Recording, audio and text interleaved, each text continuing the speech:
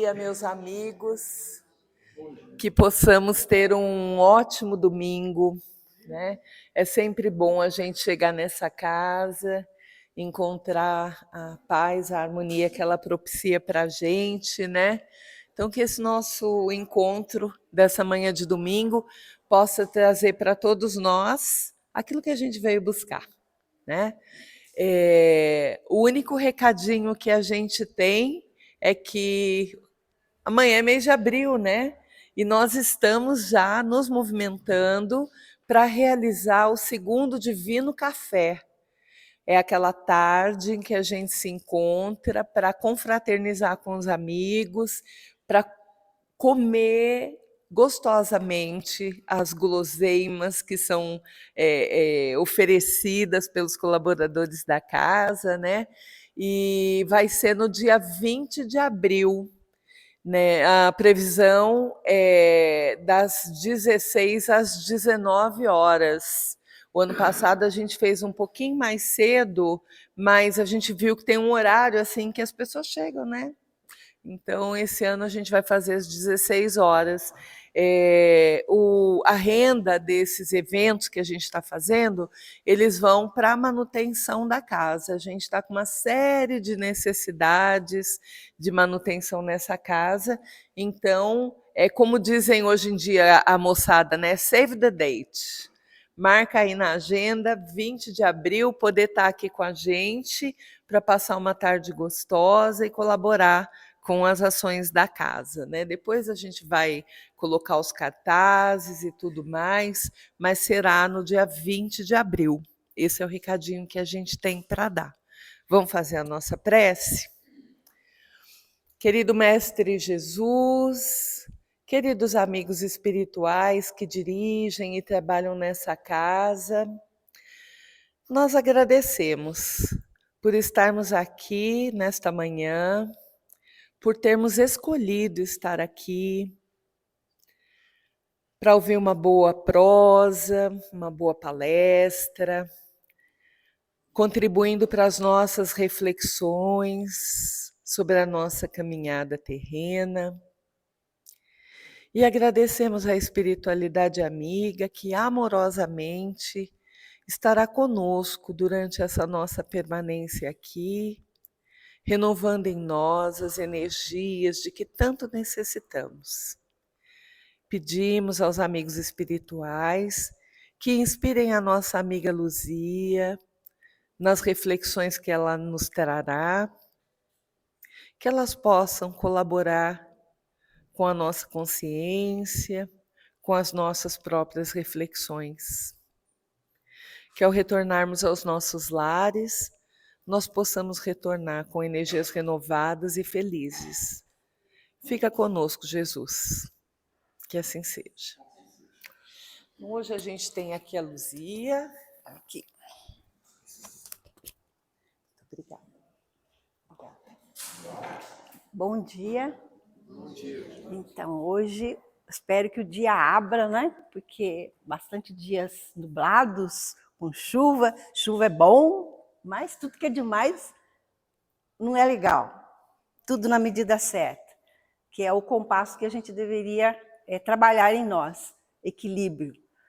E o que nós vamos conversar hoje é um pouquinho diferente daquilo que a gente está acostumado a ouvir, ou pelo menos já sabemos, mas a gente está tão ligado à educação que nós tivemos, principalmente na questão religiosa, que é difícil virar a chave na nossa cabeça. Desde pequenininhos, nós ouvimos que Deus é bom, que Deus cuida de nós, que Deus faz as coisas por nós, que basta segurar na mão dele, entregar tudo para ele que ele resolve, não é? E então isso está muito arraigado na nossa mente. Aliás, milênios e milênios falando isto, a poder de fogo mesmo, da Inquisição, das cruzadas, das guerras, né? Em nome de Deus. E é contraditório porque fala que Deus é amor, mas, de repente, Deus comanda a guerra, o Senhor dos exércitos. Então, quando a gente para pensar, alguma coisa não tá batendo. Ora ele é amor, ora ele lidera um povo escolhido para ser o merecedor da terra prometida. Não é uma série de coisas que passam pela nossa cabeça e que, de certa forma, dá de frente com aquilo que até então foi muito colocado na nossa cabeça. Desde pequenininhos, olha, não faz isso que o Papai do Céu fica triste com você. Olha, Deus está vendo o que você está fazendo. Não é assim? Então está muito, muito arraigado isto. E, de repente, isso já não satisfaz mais. Principalmente quando a gente começa a tomar conhecimento da doutrina espírita. Parece que temos que virar a chave, mas é muito difícil, porque está muito arraigado, está incrustado na nossa mente a ideia desse Deus bom, justo e misericordioso. Que a gente pode entregar tudo para Ele, que Ele resolve. Podemos fazer o que quisermos, mas depois a gente vai lá, pede desculpas, né? Pede desculpas e a vida continua fazendo as mesmas coisas, sem parar para analisar por que algumas coisas não dão certo, por que nós sofremos tanto, tem hora, por que Deus não vê o que está acontecendo no mundo, não é? Deus Todo-Poderoso, que está em todo lugar, como é que pode? Tudo isso está acontecendo. Então, vem essas interrogações na nossa cabeça. Por quê? Porque isso está muito arraigado na nossa mente. A grande maioria de nós não viemos de berço espírita. Alguém aqui veio de outra religião? Olha, eu também vim da minha mãe extremamente católica, né? E agradeço, aprendi muitas coisas boas, mas à medida em que nós crescemos, algumas coisas já começam a incomodar, ou pelo menos não tem muita coerência. Então, devido às nossas raízes religiosas anteriores, o conceito que temos de Deus ainda está ligado à crença de um Deus lá no alto, distante das criaturas cá embaixo, um Deus com características humanas, com capacidade de amar e de odiar, de punir, mediante as nossas iniquidades, não é? Um Deus capaz de punir, um Deus colérico, que muda de humor. A alguns ele premia e outros ele condena. Um Deus assim, moldado para botar medo na gente. Se nós tivermos alguns equívocos, diferente daquilo que é o padrão, a norma, né? Com as características humanas, com a capacidade de amar e de odiar. Nós é que fazemos isto. Nós ainda que temos estamos evoluindo, estamos caminhando, ainda somos temperamentais, passionais, e a gente atribui isso a Deus. Um Deus com as características humanas, e não no Deus inteligência, causa primeira de todas as coisas. Tudo bem? Tá mais ou menos o raciocínio, está dando para a gente acompanhar? Porque é diferente. Então, de repente, quando a gente começa a estudar a doutrina espírita, tem que virar a chave. E será que a gente vira? Né? Porque na abertura da elaboração do Livro dos Espíritos, Allan Kardec, codificador do Espiritismo, sabiamente pergunta: que é Deus e não quem é Deus? Quem pressupõe alguém. Confirmando que o Espiritismo não vê Deus como pessoa, mas despersonaliza a divindade. Né? Nós, na fase evolutiva que nós estamos, o espírito de terceira ordem, significa que nós somos ainda imperfeitos. Na nossa caminhada, nós ainda, inicialmente, simples, no sentido da unidade celular, não é? Do átomo, simples na fisiologia, desenvolvendo desde o mais simples, do átomo, caminhando pela eternidade afora para chegar ao arcanjo. E nós estamos ligados no Deus criacionista, aquele que molda o homem do barro, sopra a alma nesse homem. Ou seja, a nossa doutrina é evolucionista ou é a que nós estudamos, ou é a criacionista? Nós começamos a... Quem veio primeiro, o ovo ou a galinha? Já apareceu a galinha ou primeiro foi o ovo? E como é que o ovo foi desenvolvendo? De uma simples unidade, o átomo, que por sua vez é composto de várias partes e foi se desenvolvendo, formando as células, formando o quê? Os órgãos, formando os sistemas, formando o corpo. Então, não foi Deus que fez o homem do barro? Criacionista e evolucionista. Né? Isso é o que nós tentamos acomodar na nossa cabeça. Nós estamos fazendo essa transição do criacionista para o evolucionista, porque o Espiritismo fala da doutrina evolucionista, da evolução, começando do mais simples para o mais complexo. Não é assim, faz-se a luz e a luz se faz. Faz-se o verde e o verde se faz. Diferente da Gênese, da Bíblia. Tem a Gênese espírita. Alguém que já leu o livro A Gênese, que por sua vez sofreu algumas modificações após a morte de Kardec? Então, são coisas que a gente tem que estar pensando bastante. E à medida em que a gente vai lendo, vai estudando, vai ouvindo, vai pensando, vai raciocinando, essas coisas vão fazendo sentido para a gente. Ao mesmo tempo, é aquele fio que está ainda na nossa mente que faz, poxa vida, eu estou blasfemando, eu estou pensando diferente. Esse Deus que a igreja me trouxe, esse Deus não existe. Ai, mas eu não posso pensar desse jeito, eu estou blasfemando. Não é? Aquele puxa, vai, solta, posso pensar? Não posso pensar. Não posso pensar isto, tira isso da cabeça. Sabe? Aqueles dramas de consciência que passa. Eu não sei qual é a forma de cada um trabalhar essa trajetória, mas em mim aconteceu isso. Então, quando veio a doutrina espírita, que por acaso também foi assim, surgindo por uma série de fatores que vão acontecendo na vida da gente, e de repente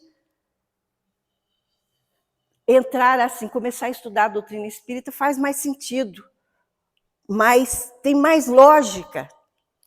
E a doutrina espírita, ela pauta pela razão, pela lógica, pela possibilidade de pensar, o livre pensar.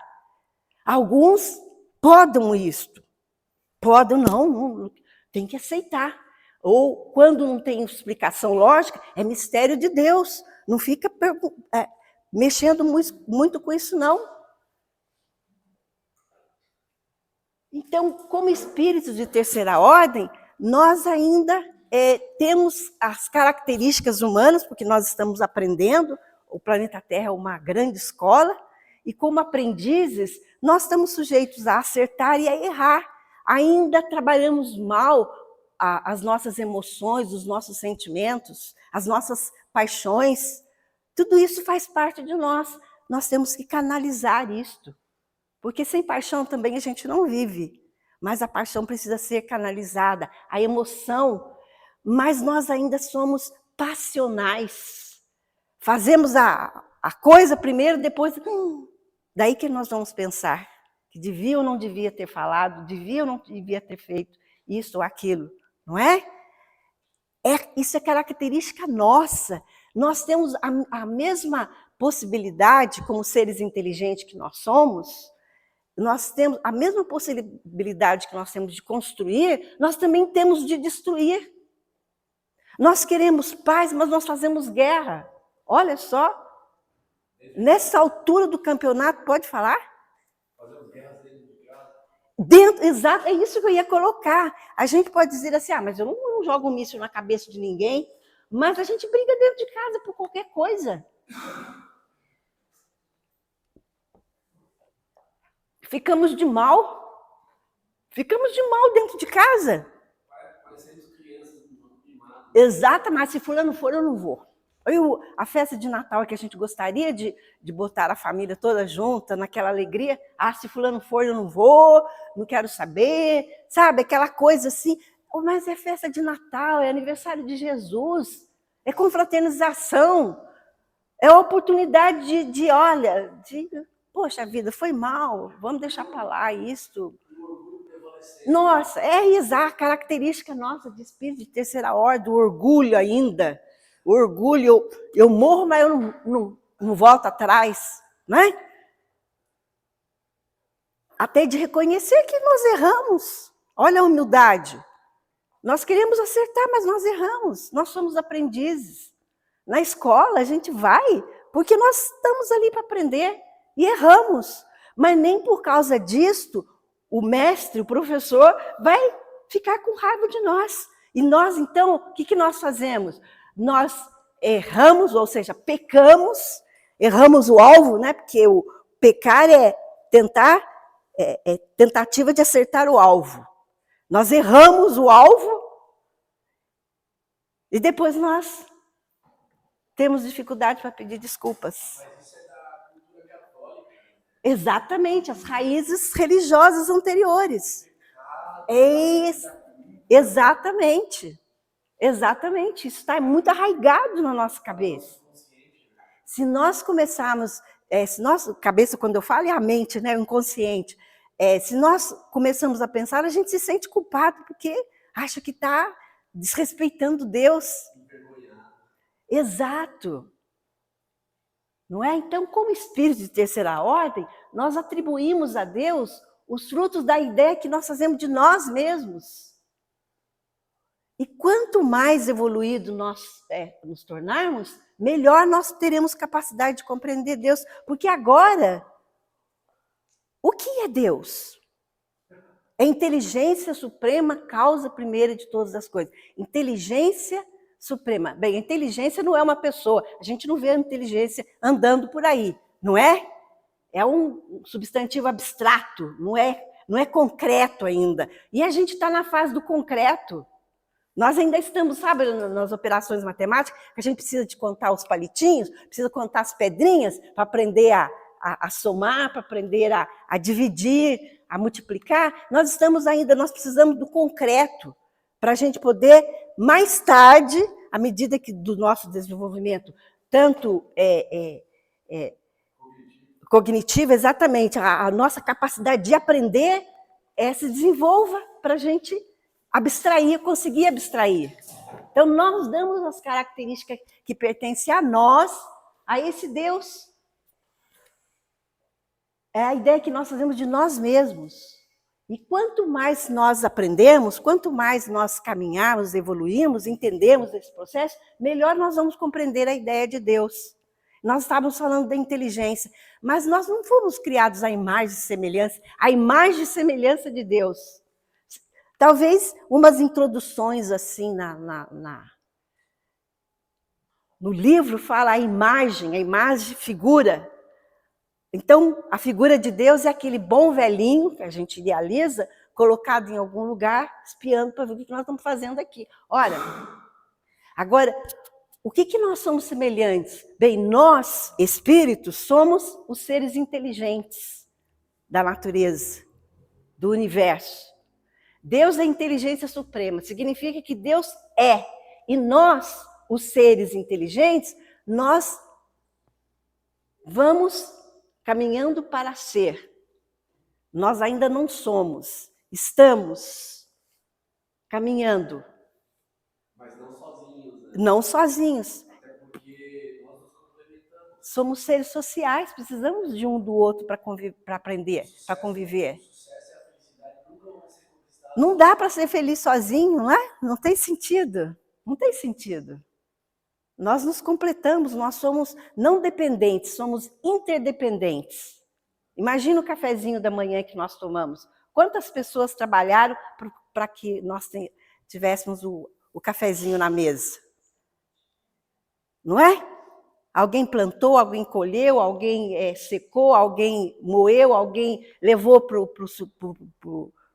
vendeu para o supermercado, alguém foi lá e comprou, alguém preparou. Então, somos interdependentes. Um depende do outro. Nós interdependemos do outro. Depende não. Interdependemos um do outro. É diferente de depender e interdepender. Faz sentido, gente? Tudo bem?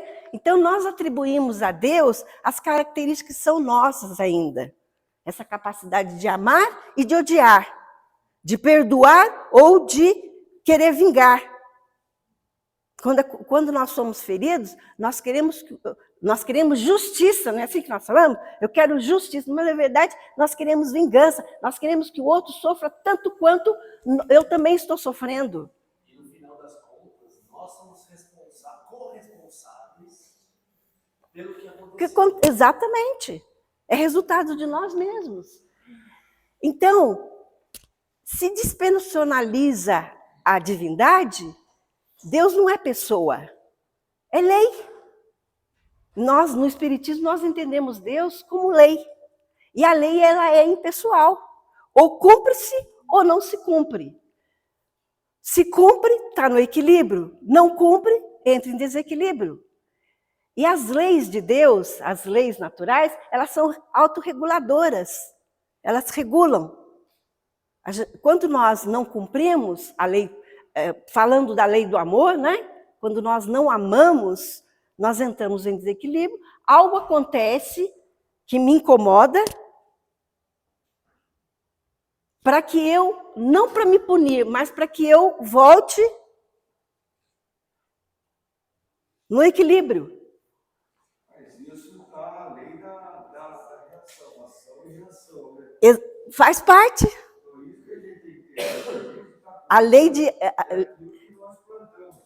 Então, Deus, ele não pune, mas também não dá privilégio, né? De jeito nenhum, a lei é neutra. E ele dá oportunidade. Ou você usa bem ou você não usa.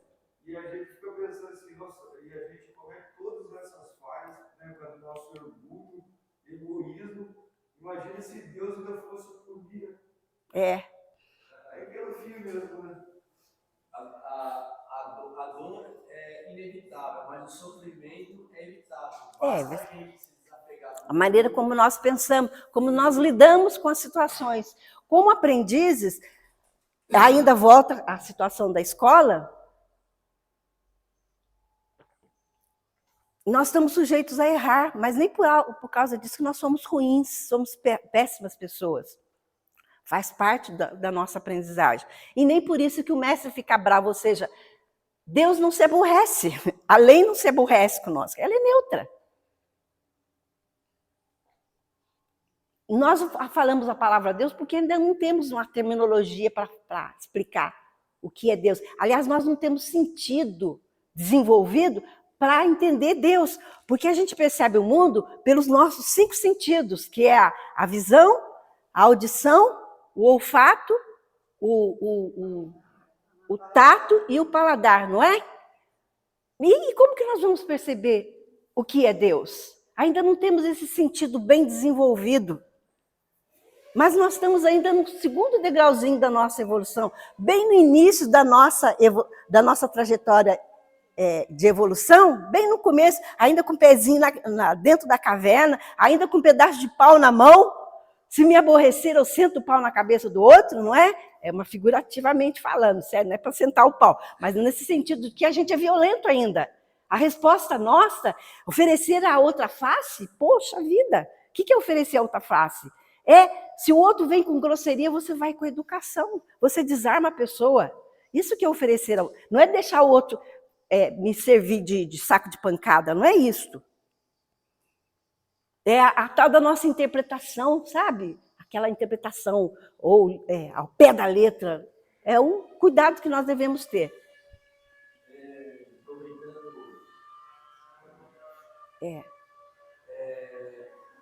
Quando acontece uma situação como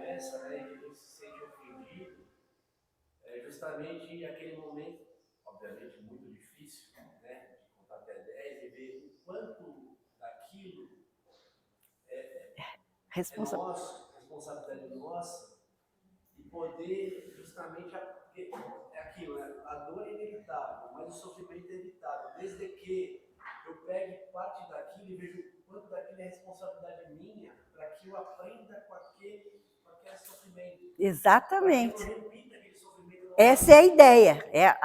A ideia é que, como seres inteligentes, a gente desenvolva essa percepção de perceber a hora que eu estou saindo do equilíbrio, estou saindo indo para o mais, para o exagerado, não é? Opa, o que aconteceu? Aí eu fico aqui mexendo com o aparelho, acho que eu tirei do lugar. Então, a ideia de Deus é inseparável da ideia da lei, as leis naturais, dentre elas as leis morais. E sem o conhecimento, e é isso que nós fazemos, estudamos as leis, e sem o conhecimento e a aplicação delas, tem que aprender e usar, porque aprender e guardar não tem sentido, não é? A aplicação delas, sem que a gente mude o comportamento à medida que a gente entende o processo, nenhuma sociedade pode viver e desenvolver-se bem. Eu encontrei isso no livro Depois da Morte, do Leon Denis. Então, Deus se expressa por um conjunto de leis naturais que rege a natureza, o cosmo, o universo, os seres vivos, os espíritos, que somos nós, e suas relações. Diante das leis naturais, todos os espíritos são iguais, dotados de iguais deveres e direitos, oportunidades e condições. É a lei do equilíbrio, a lei da igualdade, né? Todos estamos assim, não tem privilégio. Daí até nos faz pensar na condição de Jesus, o filho favorito de Deus, meu filho muito amado. Todos nós somos obra, fazemos parte da evolução, certo? Então, oportunidades e condições iguais. Jesus também, simples, nasceu simples e ignorante, mas por ser um espírito mais velho, um irmão mais velho, com muito mais experiência, milênios, passando por todas as escalas da evolução, ele veio para nos mostrar um caminho, para a gente não bater tanto a cabeça como nós batemos. Mas não veio assim no sentido de salvar, porque senão seria assim, algum pai aqui colocaria um filho para morrer pelos outros, para pagar pelos outros? Algum pai faria isso? Por que Deus faria isso? Nós que ainda temos um amor tão, assim, titubeante, não somos capazes de colocar um para ser o Cristo da confusão, né? Pagar por todos. E nós imaginamos, ou seja, foi colocado isso, trazemos isso das nossas raízes religiosas anteriores. Cabe ao ser humano a incumbência do seu autoaperfeiçoamento, entendendo e aplicando a lei em si mesmo. À medida em que nós vamos aprendendo, nós vamos usando a lei a nosso favor. E toda vez que nós não cumprimos a lei, nós entramos em desequilíbrio. Vem o resultado, as consequências do comportamento equivocado. É castigo de Deus ou é consequência? Foi Deus que mandou nos castigar? Ou é consequência de uma atitude, de um comportamento equivocado meu?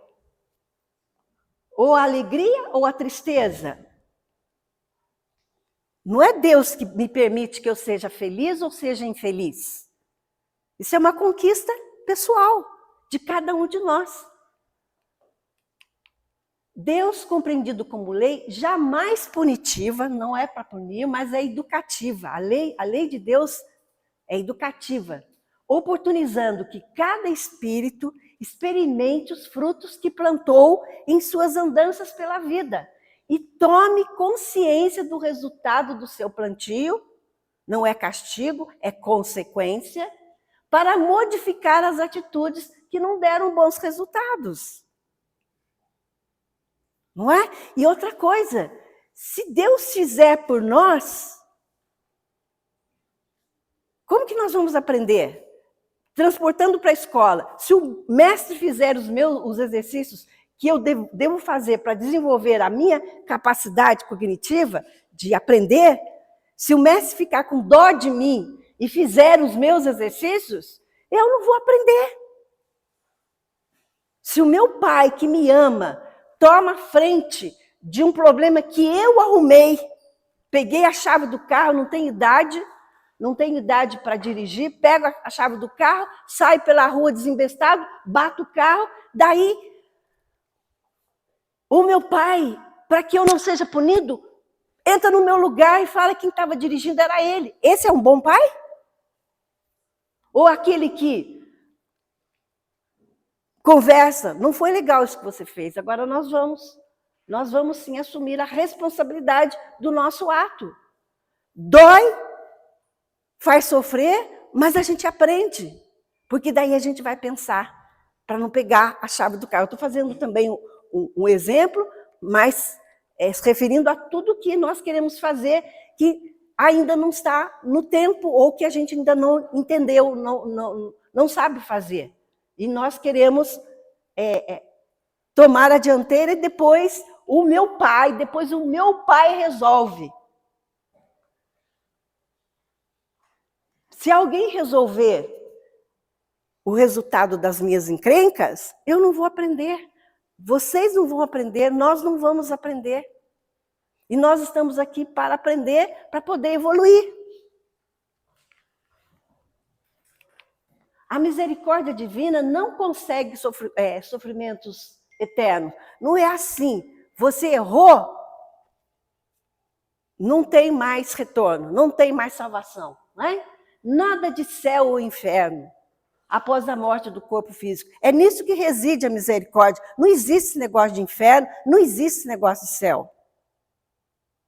O erro faz parte da nossa trajetória de aprender. Errou,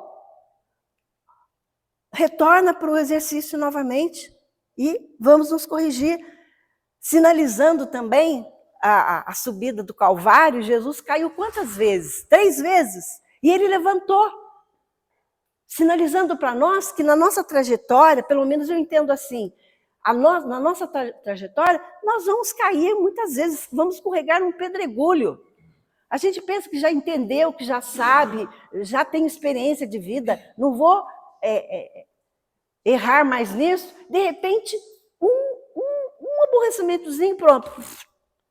Volto lá para o começo da montanha. Ou seja, cometo o engano. Não é?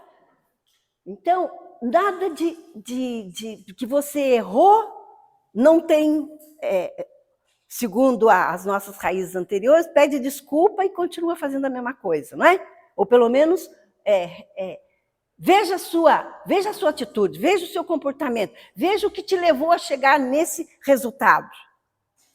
Reflita sobre o seu estilo de vida, o seu comportamento, os pensamentos que te movem, a emoção, o sentimento que te alimenta.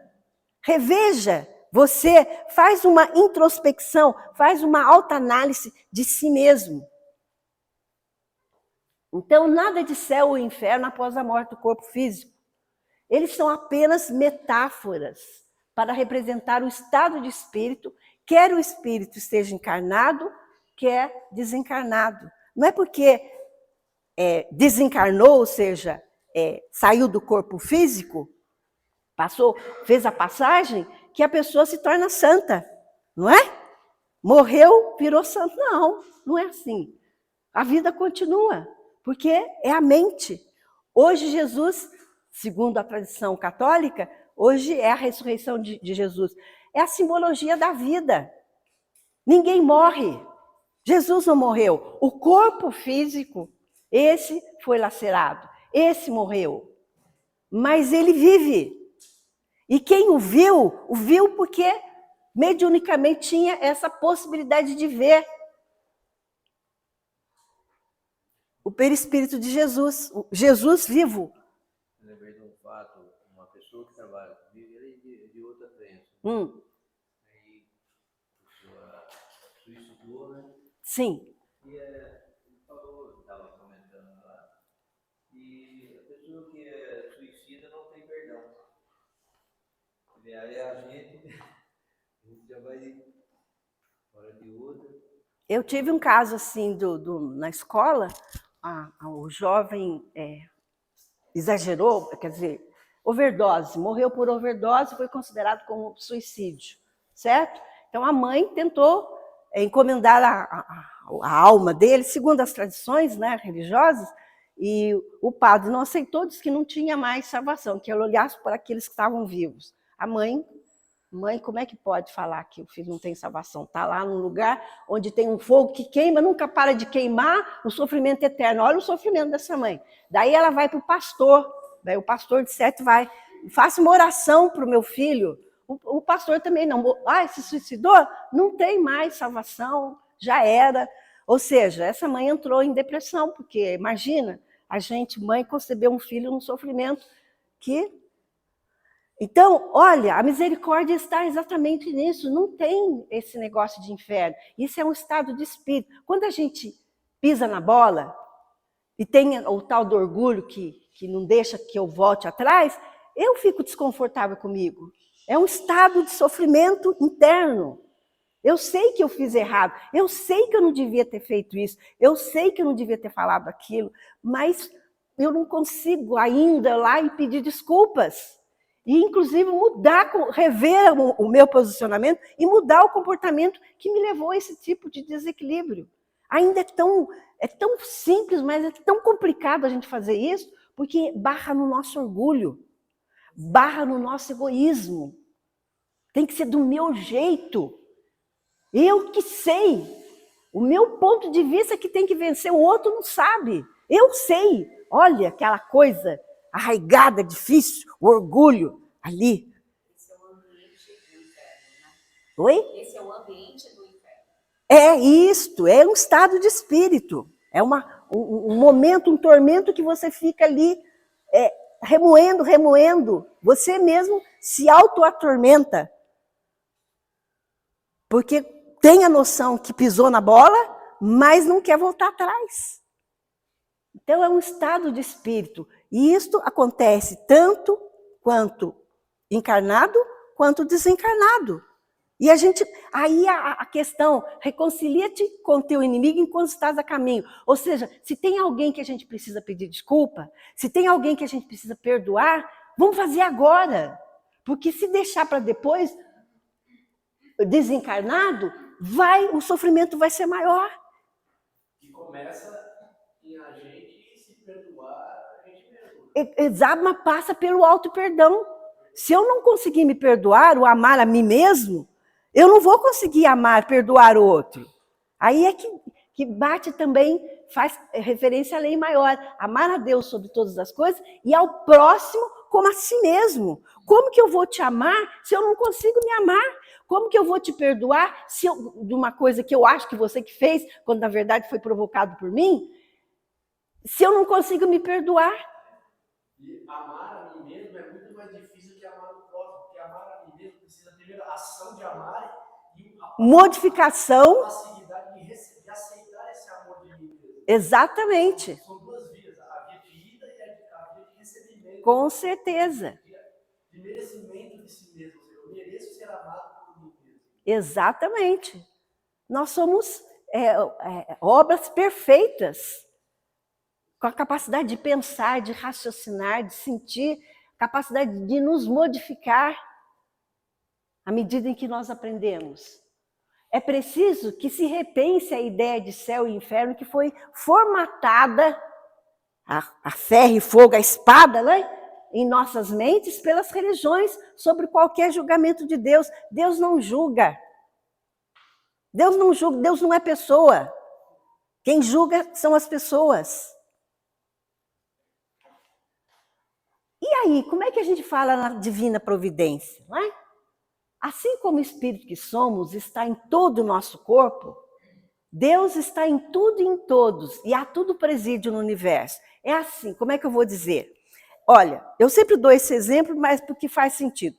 Uma unha encravada no meu corpo, ela repercute, a dor repercute no meu corpo todo. É como se o corpo todo está sentindo a dor. Então, assim como o espírito que somos está em todo o nosso corpo, a percepção minha é em todo o corpo, da unha, uma partezinha do meu corpo está inflamado. A dor vai repercutir no corpo todo. Não dói só lá, dói tudo. Certo? A mesma coisa, Deus está em tudo e em todos. E há tudo presídio no universo. Então, um desequilíbrio no universo, Deus está em tudo e em todos, ele também está. Ele, a gente usa a expressão ele, porque nós não temos uma terminologia ainda para dizer o que é. Outra palavra, por enquanto nós usamos a palavra Deus. Aliás, Deus, se vocês olharem a palavra Deus, no meio está escrito eu. Vós sois deuses, podeis fazer o que eu faço e até muito mais. Ou seja, são coisas para a gente refletir, não é? Deus está em tudo e em todos e há tudo presídio no universo. Não está espiando, mas faz parte do todo. E repercute o universo todo desequilíbrio. A fome, a guerra, o desentendimento, a carência, tudo isso repercute em todo o universo. Não dá para ser feliz sozinho. Nós somos seres sociais, precisamos um do outro. Que adianta estarmos dentro da nossa casa confortável, com a nossa mesa farta, quando lá fora tem crianças com fome, cidades sendo esmagadas, com guerra. Será que se eu estivesse na mesma posição que aqueles que têm o poder de decisão, eu faria diferente ou seria o meu temperamento sobrepujando? Não levo desaforo, quero tudo, eu quero ter poder, eu quero mandar. Será que a gente se coloca num lugar até para a gente não julgar? Não é?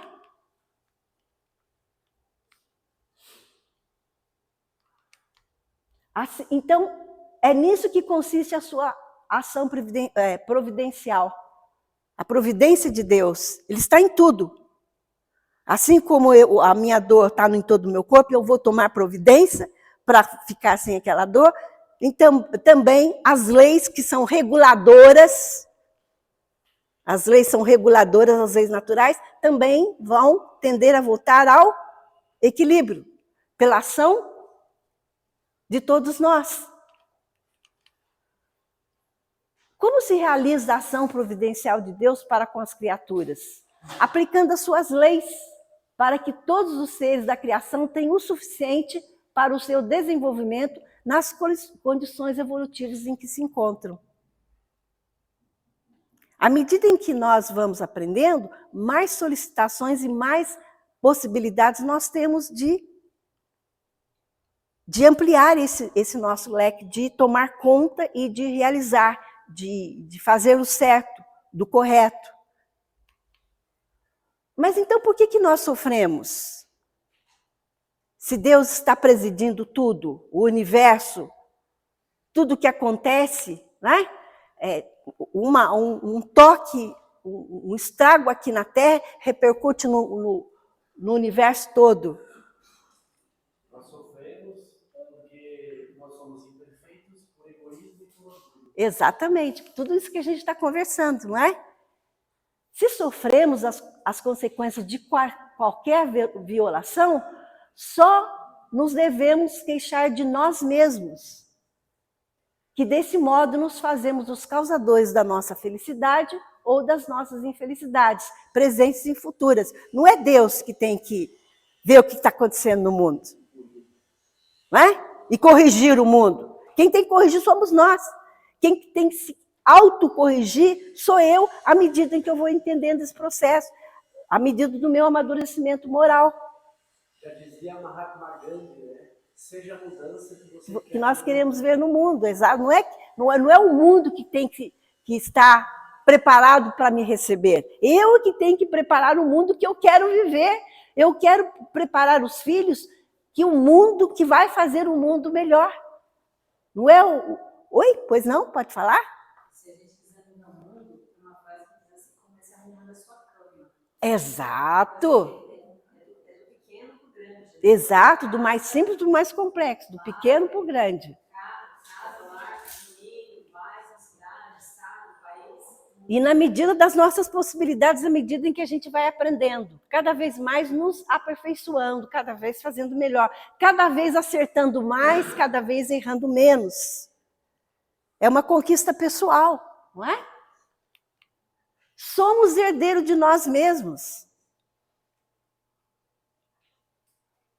O sofrimento ou a alegria, a saúde ou a falta de saúde que nós temos é consequência de nós mesmos. Se eu não me alimento corretamente, se eu não me exercito corretamente, a lei do movimento, se eu fico parada, depois venho no centro espírita tomar passo para curar a dor na minha perna. Olha, e como a dor não passa, porque a pessoa não muda o comportamento, continua sentada, sem se alimentar corretamente, sem beber a água. A água, somos formados da água, né? Nascer da água. E do espírito, ou seja, a transformação do espírito. Somos herdeiros de nós mesmos. É consequência de nós mesmos. Não tem que ficar jogando a batata quente para o lado. É por causa do fulano, é por causa não sei de quem. É por causa de mim mesmo. À medida em que eu percebo, eu posso. Sou um ser inteligente. Nós somos os seres inteligentes, dotados de todos os recursos. Lógica, razão, sensibilidade, livre-arbítrio. Somos nós capazes de nos modificar à medida em que nós aprendemos. Não há castigo de Deus, mas simples lei de causa e efeito, proporcionado pela misericórdia divina. Você derrubou? Vai lá, pega, recoloca no lugar. Não fica, caiu lá, está derramando, olha, deu leite, caiu. Não.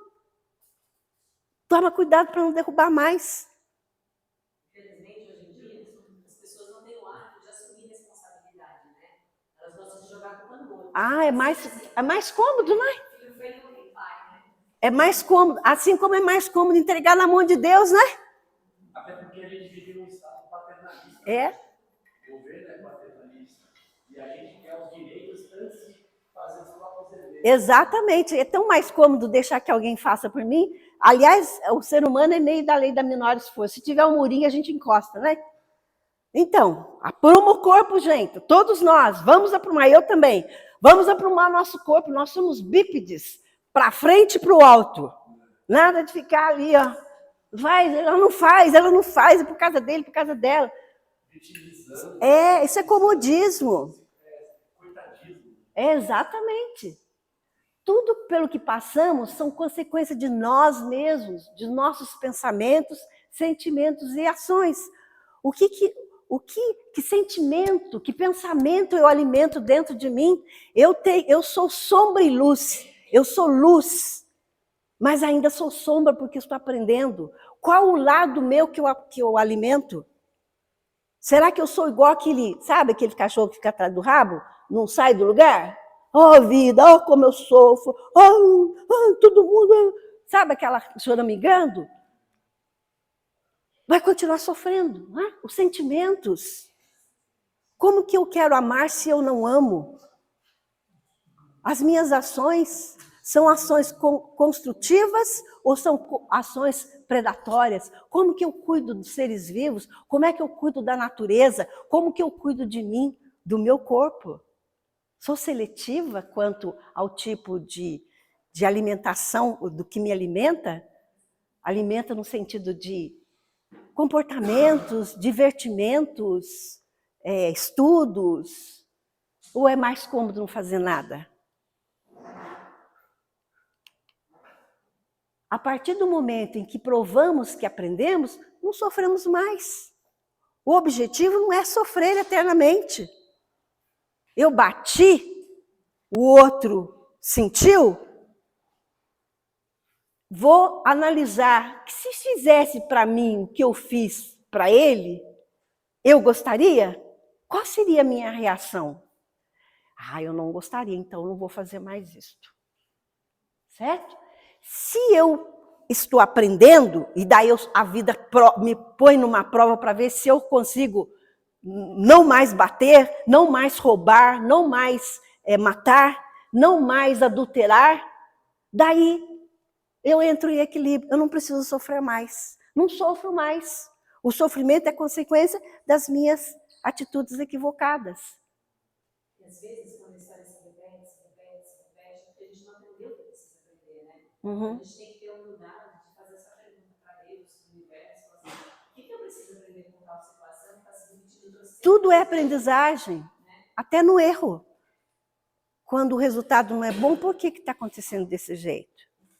O que eu fiz ou deixei de fazer que trouxe esse tipo de resultado?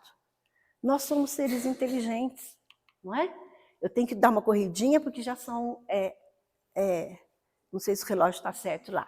Lei do equilíbrio, né? Tudo tende a voltar para o equilíbrio. As leis reguladoras, tudo volta. A despeito da ação providencial de Deus, para com todas as criaturas, estamos vinculados aos resultados do nosso livre-arbítrio. Ou seja, Deus cuida, como eu cuido do meu corpo quando a unha está doendo e está repercutindo no corpo. Deus cuida, ou seja, a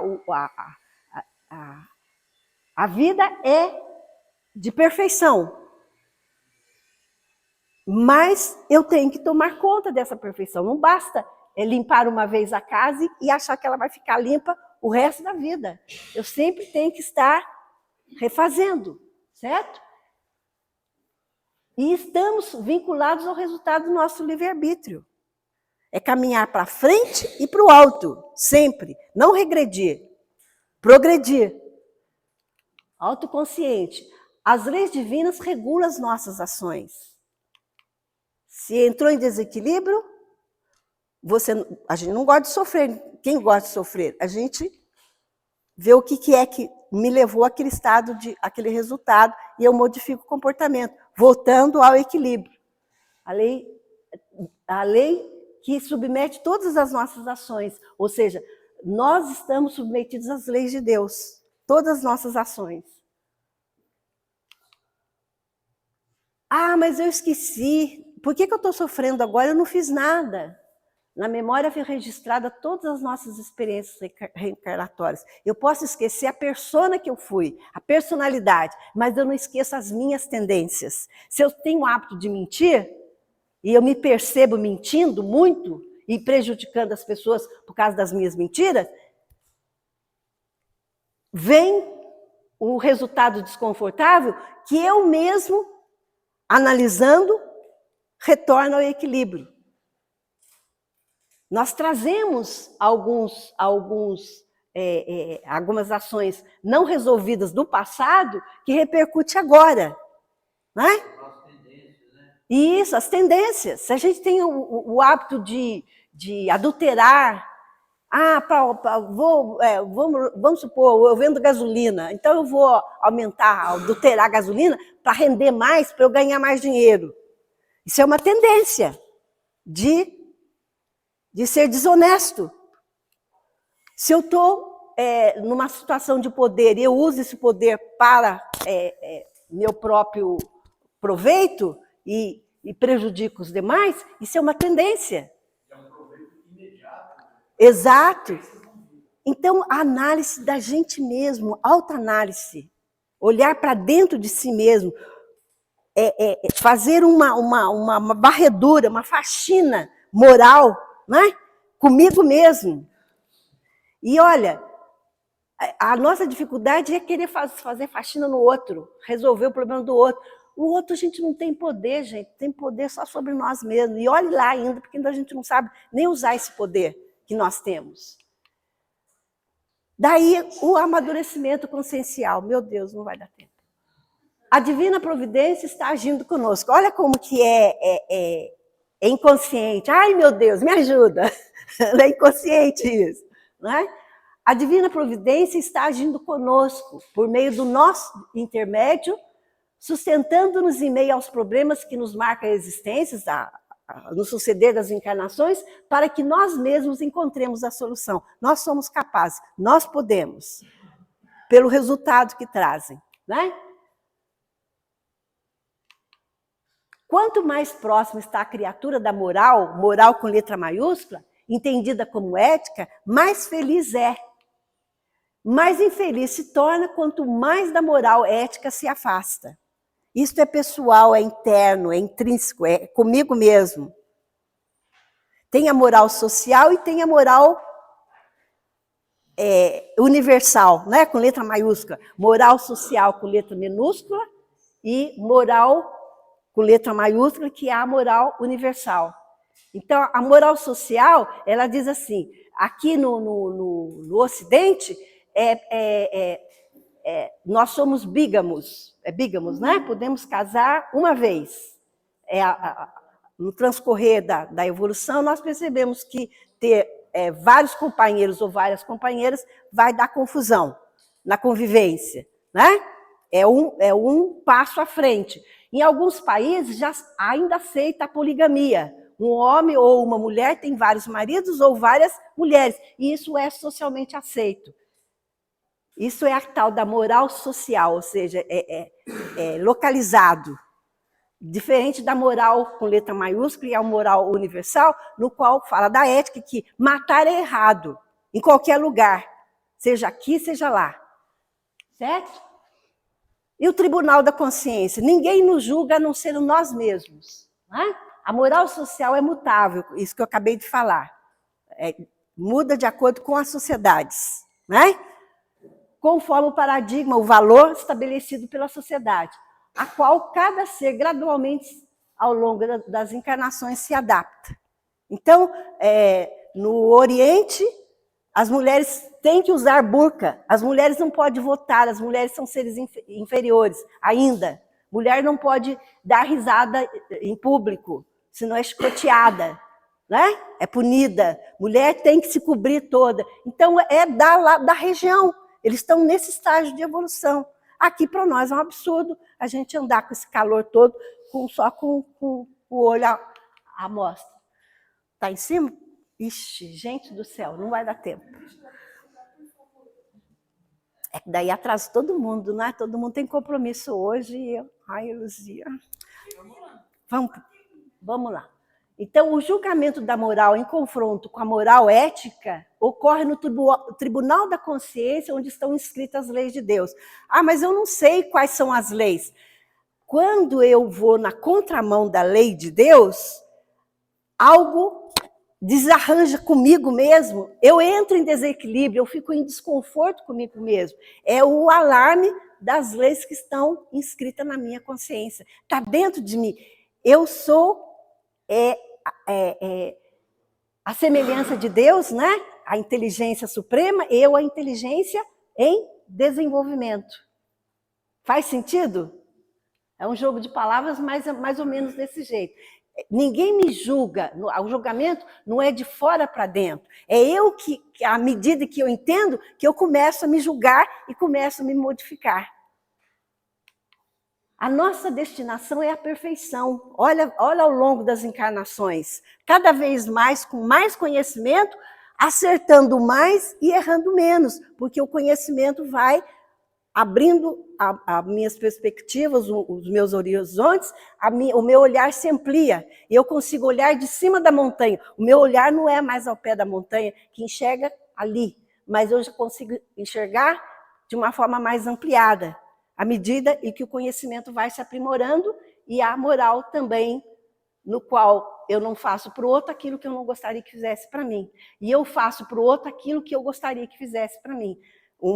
Um caminho, uma sinalização de Jesus para todos nós, o caminho que ele apontou. Né? A nossa evolução não se processa em linha reta, mas em ascensão espiralada.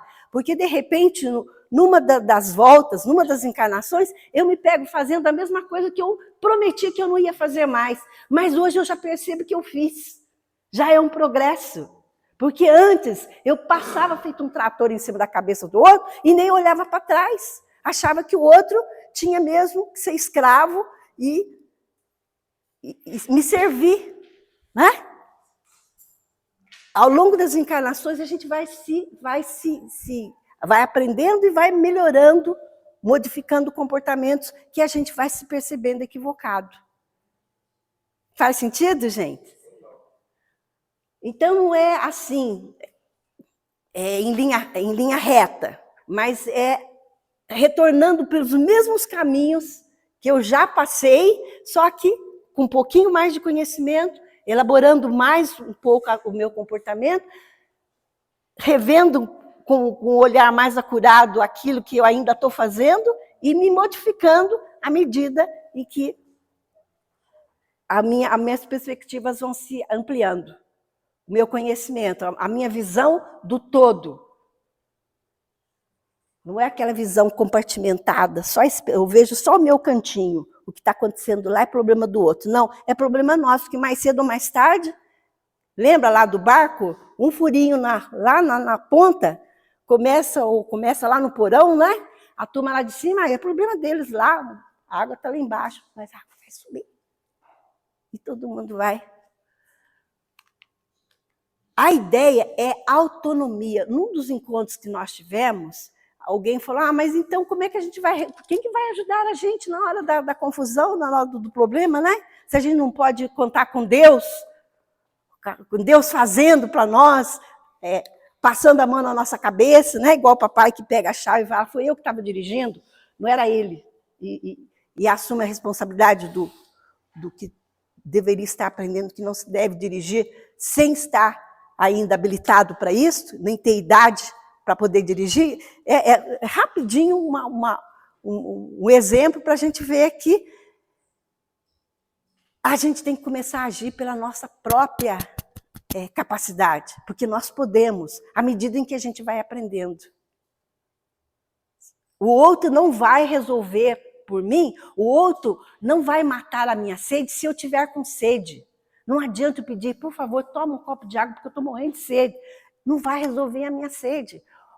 A evolução é pessoal, é intransferível, não dá para delegar, para pedir para o outro fazer, que daí eu ganho os louros.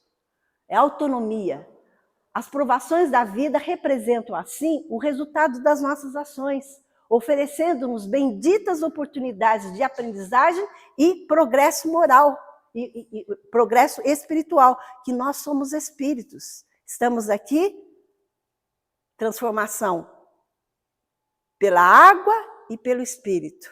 Pela água, porque retornando ao mundo espiritual, retornamos para o corpo, no líquido amniótico, né? A água, formando um novo ser, aquele espírito que retorna nesse corpo que se elabora. Faz sentido? Em virtude, pois, da realidade, é justo que cada cidadão assuma suas responsabilidades e tome resoluções por si mesmo. O erro não é o problema, o erro é insistir no erro. Mas o legal é aprender com os nossos erros, porque nós somos sujeitos a errar, faz parte. E para concluir, a providência divina se manifesta duplamente sobre a forma de misericórdia e de justiça, porque a compaixão, filha do amor, desejará estender sempre o braço que salva, mas a justiça, filha da lei, não prescinde da ação que retifica. Ou seja, como aprendizes, nós vamos errar, mas à medida que nós vamos aprendendo conhecimento, vamos lá e retificamos. Não basta só pedir desculpas e continuar fazendo a mesma coisa. Mudando o comportamento. Gente, muito obrigada por vocês terem a paciência e obrigada pela colaboração dos amigos que também participaram comigo, não é? Haverá recursos da misericórdia para situações mais deploráveis. Entretanto, a ordem legal do universo cumprir-se-á invariavelmente. Ou seja, as coisas não mudam para me agradar. Sou eu que preciso mudar, me adaptar ao mundo que se desenvolve. E sou eu mesmo que tenho que parar com as guerras, começando por mim. Não é? A responsabilidade é de todos nós. Obrigada, gente. Olha, não estamos sozinhos. Olha, que legal. Eu estou contigo. Jesus está conosco, apontando o caminho, mostrando. É só a gente ser esperto e seguir a linha que ele nos apontou. O amor, né? O amor. Amai-vos uns aos outros. Luzia, você faz a prece para a gente, por favor? Eu fico um pouquinho preocupada de fazer a prece, porque a gente tende a ser repetitiva, né? Mas só nos resta agradecer. Agradecer por tudo, por todas as bênçãos que estão à nossa disposição, e que nós tenhamos olhos e coração de perceber, de usar todos esses presentes, esses talentos que estão à nossa disposição e multiplicá-los, fazer com que eles rendam muito mais, que eles que eles possam trazer a felicidade que nós queremos. Como filhos de Deus, nós merecemos e nós podemos.